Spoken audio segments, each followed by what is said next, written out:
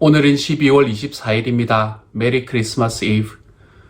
우리가 예전에 제가 어릴 때 교회를 다닐 때는 우리 크리스마스 이브 때가 되면 우리 친구들이 함께 모여서 교회에서 모이거나 그렇지 않으면 주변에 있는 누구 집에서 모여서 밤도 새고 그리고 난 다음에 재밌게 놀다가 25일 날 성탄 예배에 피곤한 눈을 가지고 가던 게 저의 일상이었던 기억이 납니다. 예전에는 그러한 일상들이 내가 그렇게까지 했는가 라는 생각을 가지고 있었던 때도 있었습니다만 올해 우리가 함께 모이지 못하는 시간이 점점 길어지다 보니 제가 그렇게 살아갔던 일상들이 얼마나 그립게 여겨지는지 모르겠습니다. 올해 성탄 우리가 함께 모여서 인사 나누고 함께 모여서 서로 얼굴을 볼 수 없지만 이 크리스마스 이브 우리 주님께서 오시기 바로 전날 우리 하나님께서 주시는 놀라운 은혜가 저와 여러분의 삶에 함께하기를 소망합니다. 특별히 오늘의 말씀을 통해서 저와 여러분이 우리 예수님에 대해서 새롭게 깨닫는 바로 그러한 시간들이 되어갈 수 있기를 우리 주님의 이름으로 소망합니다. 오늘부터는 메시지를 전하는 방식을 조금 바꾸어 보려고 합니다. 어제까지 책을 함께 읽어가는 과정 속에서 그 책에 있는 이야기를 저의 이야기로 이야기하면서 나아갔다면 이제는 책에 있는 이야기는 여러분에게 좀 읽어드리고 그리고 난 다음에 그 섹션에 대한 저의 생각과 저의 메시지를 전하는 그런 방법으로 메시지를 좀 전해보려고 합니다. 여러분에게 잘 익숙해졌으면 좋겠는데 오늘부터는 그렇게 메시지를 좀 전해보도록 하지요. 어제 우리는 무엇을 함께 나누었나 하면 예수님께서 태어나실 때에 족보로부터 시작한다는 사실을 함께 나누었습니다. 족보로부터 시작한다는 것이 무슨 의미인가 라는 것에 대한 첫 번째 이야기를 함께 나누었었지요. 족보로 시작한다는 것은 무엇을 말한다 그랬습니까? 예수님의 이야기가 아주 옛날 옛적에로 시작되는 그런 어떤 우화 같은 스토리가 아니라는 이야기입니다. 예수님의 이야기는 역사 속에서 일어난 일이고 실제로 일어난 일이며 그렇기 때문에 우리는 주님의 이야기가 우리가 살아가는 일상 속에서 우리가 살아가는 역사 속에서 일어났다는 사실을 우리가 기억하자고 말씀을 드렸습니다. 그래서 말씀은 우리에게 무엇이라고 이야기를 하나 하면 큰 기쁨의 좋은 소식이다 라고 이야기를 하고 있죠. 소식이라는 단어가 우리들에게 예수님께서 정말로 이 땅의 역사로 태어나셨다라는 것을 이야기하는 거라고 말씀드렸습니다. 오늘의 말씀에서는 그 족보 속에 나타나는 두 번째 의미에 대해서 여러분에게 이야기를 해보고자 합니다. 이 족보 안에는 또 하나의 의미가 나타나 있습니다. 특별히 족보 속에 나타나는 그 이름들 속에서 우리는 예수님의 강림이 우리에게 무엇을 의미해 주는가라는 것을 다시 한번 바라볼 수 있게 되지요.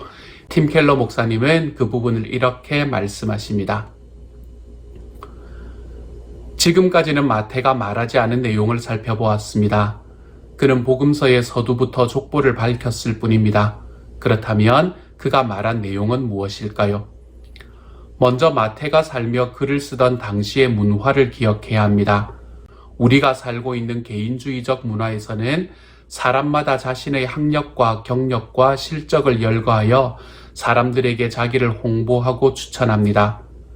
그러나 가족 중심의 공동체 사회에서는 그렇지 않았습니다. 마태복음 1장은 족보처럼 보일 수 있고 사실 족보이지만 또한 이력서이기도 합니다. 당시 이력서는 집안과 혈통과 가문으로 즉 자신과 관계된 사람으로 구성되었습니다. 그러니까 족보는 세상을 향해 나는 이런 사람이다 라고 말하는 방식이었습니다. 흥미롭게도 당시 사람들도 요즘처럼 이력서를 위조하곤 했습니다. 우리가 자신의 경력 중에서 불리한 부분을 빼는 경향이 있듯이 옛날 사람들도 마찬가지였습니다. 알다시피 헤롯 왕은 자신의 공식 족보에서 많은 이름을 삭제했습니다. 자신이 그들과 관계되어 있음을 아무도 모르게 하려고 말입니다. 족보 겸 이력서의 취지는 자신이 수준 높은 명문가 출신임을 내세워 주변 사람들의 환심을 사는 데 있었습니다. 그런데 마태는 예수님께 정반대로 했습니다. 이 족보는 충격적이리 마치 고대의 여타 족보들과는 다릅니다. 우선 족보에 여자가 5명이나 등재되어 있습니다. 모두 예수님의 어머니들이었습니다. 현대 독자들에게는 이것이 특이해 보이지 않겠지만 고대 가부장 사회에서 여자를 족보에 언급한 예는 사실상 전무합니다. 5명씩은 더 말할 것도 없습니다. 그 문화의 여자들을 성적인 아웃사이더라 할 수 있는데 예수님의 족보에는 그들이 버젓이 등장합니다. 게다가 이 족보에 실린 여자들은 대부분 이방인이었습니다. 다말과 라합은 가나안 사람이었고 룻은 모압 사람이었습니다. 고대 유대인은 그런 나라 출신을 부정하게 취급해 성막이나 성전에 들어가 예배할 수 없도록 만들었습니다. 그런데 인종적 아웃사이더라 할 수 있는 그들이 예수님의 족보에는 버젓이 등장합니다. 예상 밖의 반전은 또 있습니다. 특정 여인들을 거명함으로써 마태는 일부러 독자들에게 성경의 가장 더럽고 추하고 부도덕한 사건들 가운데 몇 가지를 환기시킵니다. 예컨대 유다는 다말에게서 베레스와 세라를 낳았다고 되어 있습니다. 그때 일을 떠올려 보십시오. 다말은 시아버지 유다를 속여 자신과 동침하게 만들었습니다. 이런 근친상간 행위는 성경 어디를 보나 하나님의 법에 어긋납니다. 예수님은 세라의 후손이 아니라 베레스의 후손인데도 마태는 굳이 베레스와 세라를 병기했고 다말까지 거기에 포함시켰습니다. 사건의 전말을 기어이 소환하기 위해서입니다. 바로 이 엮이는 과정에서 메시아가 오셨습니다. 라합이 누구인지도 잊지 마십시오. 그녀는 가나안 사람으로도 모자라 매춘부였습니다. 그러나 전체 족보에서 아마도 가장 흥미로운 인물과 그 배후 이야기는 6절에 나옵니다. 거기에 보면 예수님의 혈통에 다윗 왕이 등장합니다. 당신은 조상 중에 왕이 있었다니 누구나 바랄 일이 아닌가 라고 생각할 것입니다. 그런데 마태는 다윗이 우리아의 아내에게서 솔로몬을 낳았다고 덧붙입니다. 이는 성경의 굉장히 반어적인 축소 표현입니다. 성경의 역사를 전혀 모르는 사람에게는 이것이 이상해 보일 것입니다. 왜 그냥 여자의 이름을 쓰지 않았는가? 그녀의 이름은 밧세바였습니다. 그러나 마태는 굳이 우리에게 이스라엘 역사에 비참하고 끔찍했던 한 장면을 떠올리게 만듭니다. 다윗이 자신을 죽이려던 사울 왕을 피해 도망다닐 때 일단의 남자들이 광야까지 따라가 그의 편이 되어 목숨을 걸고 그를 지켰습니다. 소위 다윗의 용사들입니다. 우리아도 그중 하나로 다윗을 위해 온갖 위험을 무릅썼습니다. 그는 다윗의 친구였고 다윗은 그에게 목숨을 빚졌습니다. 그런데 세월이 흘러 왕위에 오른 다윗은 우리아의 아내 밧세바를 바라보며 탐했고 결국 동침했습니다.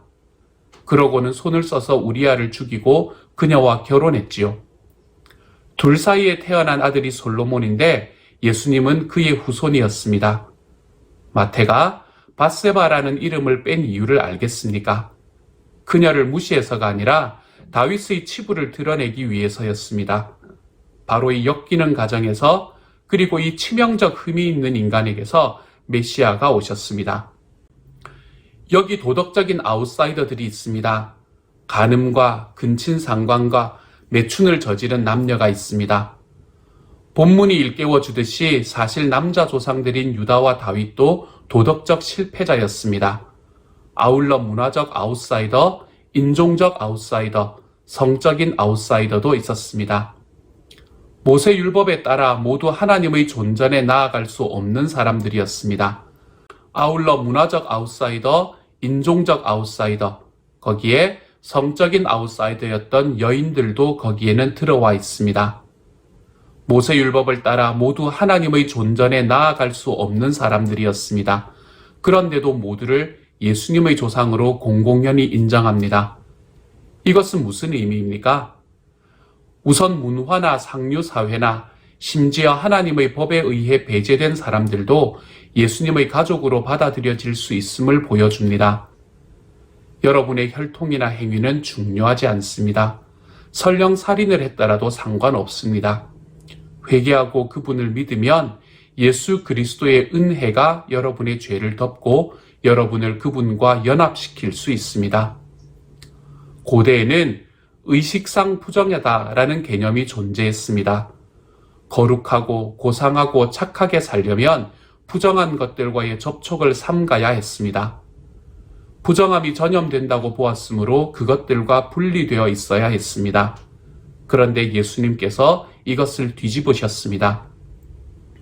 그분의 거룩하심과 선하심은 우리에게 닿아도 부정해질 수가 없습니다.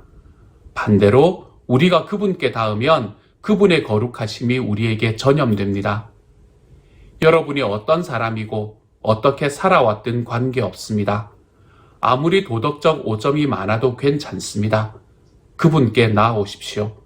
그러면 그분이 여러분을 눈처럼 순결하게 해주실 수 있습니다. 반면에 다윗을 보십시오. 그는 세상 권력의 요건을 두루 갖춘 사람이었습니다. 여자가 아니라 남자였고 이방인이 아니라 유대인이었고 빈민이 아니라 왕이었습니다. 하지만 마태가 보여주듯이 다윗 역시 오직 은혜로만 예수님의 가족 안에 들 수 있었습니다. 그의 악행은 족보 속의 여자들이 행한 어떤 일보다도 악했습니다. 그런데도 그는 건재하지요. 착한 사람은 받아들여지고 악한 사람은 배제되는 것이 아닙니다. 누구든지 오직 예수 그리스도의 은혜로만 받아들여집니다. 여러분도 예수님께서 이루어 주신 일을 믿음으로써만 하나님 앞에 설 수 있습니다. 이렇듯 예수 그리스도의 은혜가 필요 없는 사람은 아무도 없습니다. 아무리 훌륭한 사람이라도 예외가 아닙니다. 반대로 예수 그리스도의 은혜를 받을 수 없는 사람도 없습니다. 아무리 악한 사람이라도 회개하고 믿으면 됩니다. 예수 그리스도 안에서는 창녀와 왕, 남자와 여자, 유대인과 이방인, 서로 다른 민족이나 인종, 도덕적인 사람과 부도덕한 사람이 모두 대등합니다. 똑같이 잃어버린 죄인이고 똑같이 사랑받고 받아들여집니다. 마태복음 1장은 낳고의 연속입니다. 누구는 누구를 낳고 누구는 누구를 낳고 그래서 지루합니까? 아닙니다. 하나님의 은혜는 어디에나 편만하여 성경의 족보에서조차 그분의 자비가 뚝뚝 떨어집니다. 하나님은 우리를 부끄럽게 여기지 않으십니다. 우리는 다 그분의 가족입니다. 히브리서 2장에 보면 그러므로 예수께서 그들을 형제라 부르시기를 부끄러워하지 아니하시고 라고 말씀합니다. 이것을 다른 측면에서 볼 수도 있습니다.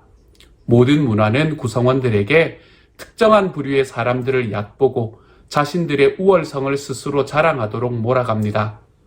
어쩌면 그 상대는 인종이나 계급이 다른 사람들일 수 있습니다.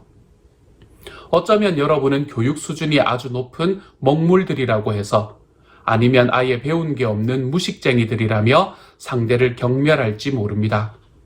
또 어떤 사람들의 정치적인 관점이 나라를 망친다고 생각하며 그들을 깔볼지도 모릅니다. 이런 모든 예에서 여러분은 여태 배운 대로 상대를 속되고 부정한 괴짜로 보면서 자신만은 괜찮다고 여깁니다. 그렇지만 예수 그리스도의 가치관은 근본적으로 다릅니다. 세상은 혈통과 돈과 인종과 계급을 중시하지만 그분은 이 모두를 뒤집어 엎으십니다. 예수님의 교회 밖에서 애지중지되는 그것들이 교회 안까지 들어와서는 안 됩니다. 그분은 어떤 의미에서 보면 이렇게 말씀하신 것입니다. 바깥 세상에서 퍽이나 중요한 것들이 나의 집에서는 그렇게 중요해서는 안 된다라고요.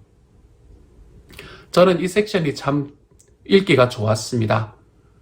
예수님께서 우리들의 삶에 오시면서 그분의 족보에 5명이나 되는 여인이 들어가 있다는 사실, 그 5명의 여인들이 사회적으로는 성적인 아웃사이더였지만 그 5명의 여인들이 특별히 좋은 지위를 가지고 있었으면 이해할 만하지만 이 여인들이 가지고 있는 지위들은 사실은 다른 사람들에게 내 족보에 이런 사람이 들어와 있습니다 라고 이야기하기 부끄러운 사람들이었다는 사실, 겉으로만 보면요, 사회적으로만 보면요. 그렇지만 이런 이들의 이야기를 마태는 예수님의 족보에 거리낌 없이 넣고 있다는 사실, 바로 이 사실은 예수님께서는 저와 여러분, 정말 이 땅에서 부정하게 살아갈 수밖에 없는 저와 여러분을 결코 부끄러워하지 않으시는 분이라는 사실을 우리에게 이야기해 주고 있습니다. 예수님께서는 정말 이 땅에 있는 모든 사람들, 아프고 힘들고 어렵고 지금까지 어떻게 살아갔는지 알지 못하고 사회적인 바탕이 하나도 없는 바로 그러한 사람들, 그러한 이들도 예수님의 자녀로 품으시는 분이십니다. 그런데 이 예수님께서 유일하게 세우신 하나의 공동체인 교회가 그러한 것으로 세상이 이야기하는, 세상이 퍽이나 중요하게 여기는 바로 그러한 것으로 사람을 판단하며 나아가서야 되겠습니까? 주님께서는 우리를 부끄러워하지 않으십니다. 하나님의 공동체인 우리도, 우리 교회도, 우리 주변에 있는 어떤 사람들도 부끄러워하지 않는 하나님의 사람들이 되어 가시기를 소망합니다. 그래서 교회는 병원입니다 라는 이야기가 너무나 자연스러울 수 있는 그런 하나님의 교회가, 하나님의 사람들이 되었으면 좋겠습니다. 이 크리스마스에 주님께서 말씀해 주시는 이 족보에서의 두 가지의 가르침, 예수님이 태어나신 것은 역사이고 사실이라는 사실, 그리고 또한 예수님께서는 우리의 부끄러움을 안아주시며 우리를 결코 부끄러워하지 않는다는 사실을 우리들의 삶에 기억하고, 우리들의 삶 속에서도 우리 주변에 있는 사람들을 부끄러워하지 않으며 하나님께서 교회를 세우실 때는 병원으로 세우셨다는 것을 인정하고 내 주변에 있는 한 사람 한 사람들을 가슴으로 품으며 걸어가 볼 수 있는 이번 크리스마스가 되어 가시기를 우리 주님의 이름으로 축복합니다. 이 시간 같이 한번 기도하십시다. 하나님, 감사를 드립니다. 우리를 부끄러워하지 않고 바로 그 몸을 입고 이 땅에 오셔서 우리와 함께 되신 예수님, 크리스마스에는 그러한 정말 사람들을 안으시는 예수님의 모습들이 들어와 있는 것을 보게 하여 주시니 감사합니다. 사랑하는 주님, 하나님께서 이번 성탄에는, 이번 크리스마스에는 정말로 교회라는 곳은 병원과도 같은 곳이다. 그 안에서는 의사들만 있는 것이 아니라 환자들이 있는 것이 당연하다.